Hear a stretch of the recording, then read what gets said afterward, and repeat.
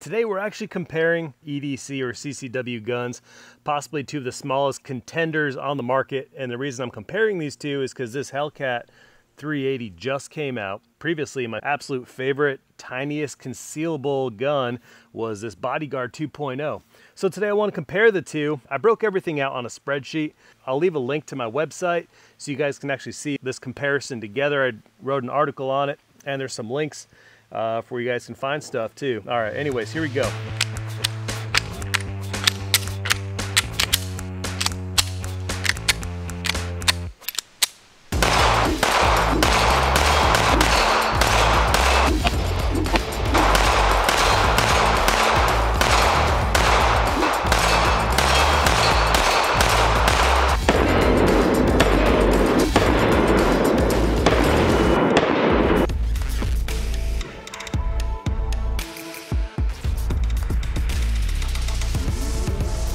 I broke down the categories of the Bodyguard and the Hellcat. The intention for this comparison is how do they stack as true CCW or EDC firearms. What I did was the categories I broke it down into was size, trigger, capacity, price, accessory rail, optics ready, sights, performance, and holster options. So all of those are very important when it comes down to your decision. So this video isn't necessarily about which one is better, but how they stack up against each other.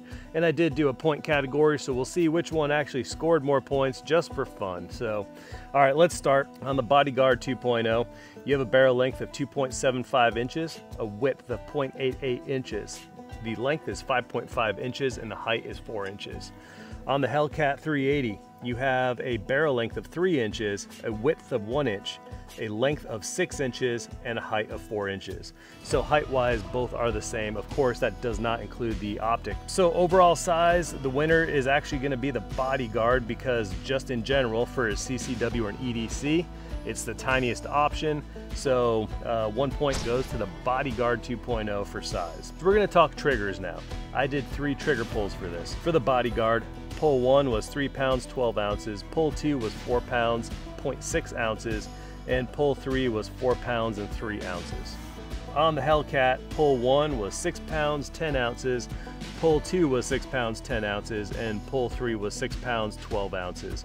So obviously, with an average of 4.01, it goes to the Bodyguard, whereas the Hellcat 380, the average is 6.11. So point again goes to the Bodyguard. So right now we're 2 points and 0 points.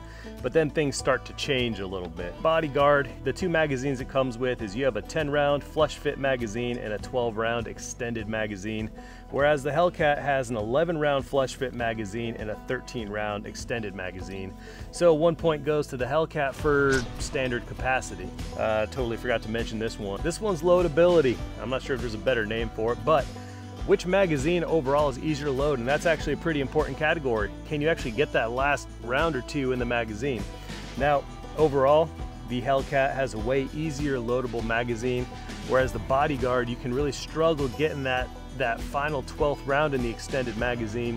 And then when you do get that 12th round in that magazine, that thing just totally, it's hard to press that in. So overall, loadability is gonna go to the Hellcat. All right, next let's talk price. We're gonna go by MSRPs because that's what's listed by the manufacturer. However, obviously price is different. Street price is different. When I'm filming this, the Hellcat hasn't hit the market yet, so I don't know what the street price for the Hellcat is. Keep that in mind. So MSRP for the Bodyguard 2.0 is $449, and the MSRP for the Hellcat 380 is $653. So 1 point goes to the Bodyguard 2.0 for just about a $200 price advantage. But like I said, that's MSRP, not street price. So we'll see what this actually comes in at when the time comes. This is where the Hellcat 380 excels above the Bodyguard. The Bodyguard is pretty plain. When you buy it, this is what you get. So you don't have an accessory rail. So 1 point goes to the Hellcat because you have a single slot Hellcat style accessory rail. Number 2, optics ready. The Bodyguard does not have any kind of an optic cut on it, so you're stuck to using iron sights, whereas the Hellcat has an RMSC optic cut. This is that shield. This is that new shield OMS SC red dot on it. So 1 point goes to the Hellcat because you have more options. So a point for the accessory rail and then a point for the optic cut. Now for sights, they're both tied. The Hellcat 380 has a U-notch, the Bodyguard has a U-notch. The front sights are both tritium luminescent sights. That means they're day-night sights. They glow at night and they glow during the day. So they're tied in that category. Now performance, I also tied them in the category for performance. They both feel great. They've both been extremely reliable for me. I have a sample size of 1 for each, so both guns I have perform just fine. They have very low recoil impulse and exactly what I would hope a 380 feels like. So performance-wise, you can't go wrong with either. Now, let's talk about holster options. I also tied them in this category because the Hellcat 380 has the same profile of the original Hellcat, so this will work with a standard Hellcat holster. The Bodyguard 2.0 has a similar frame and trigger guard to the original Bodyguard. So even though I don't have an original Bodyguard to test this, by all the research I've done, you can actually get a Bodyguard holster, which will work with the 2.0. Now ergonomics, this is the last category. I'm gonna give the ergonomics to the Bodyguard 2.0. They're both 4 inches tall, right? But this does have a slimmer slide and a lower bore axis. Now you can accommodate for the actual grip size. On the Bodyguard 2.0, I can actually get my whole hand around that grip. Whereas the Hellcat 380, I rely on that extended magazine or even the flush fit to get a good purchase of that grip. The grip comes just about 3/4 up to my palm on the Hellcat 380, where the Bodyguard 2.0, even without a mag, almost covers my whole palm. So overall ergonomics, I like the Bodyguard 2.0 better. So overall, they actually each scored 7 points in each category. Overall synopsis, both firearms feel and fit the CCW category, and they both excel for different reasons. Bodyguard wins over the Hellcat. It's more compact, it's thinner, and does have a superior trigger.